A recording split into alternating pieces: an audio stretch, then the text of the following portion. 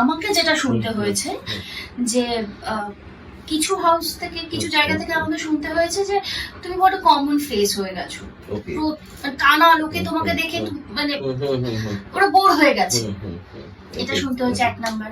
Secondly আমাকে শুনতে হচ্ছে তোমার মতো কোনো চরিত্র এলে তোমাকে বলবো, আমার মতো চরিত্র মানে জুইকে চাই।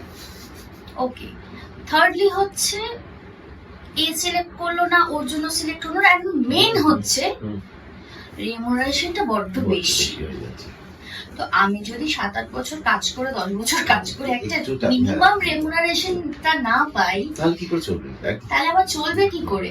তোমরা চাইছো যে আমাকে ওয়েল গ্রুমড হতে হবে, সবকিছু জানতে হবে, আমাকে ডান্স জানতে হবে, গান জানতে হবে, অভিনয় পারতে হবে, আমাকে ম্যানার্স জানতে হবে, I have to know everything. আমাকে জিম যেতে হবে, ফিগার ঠিক রাখতে হবে, আমার বয়সের অনুযায়ী তার থেকে 10 বছর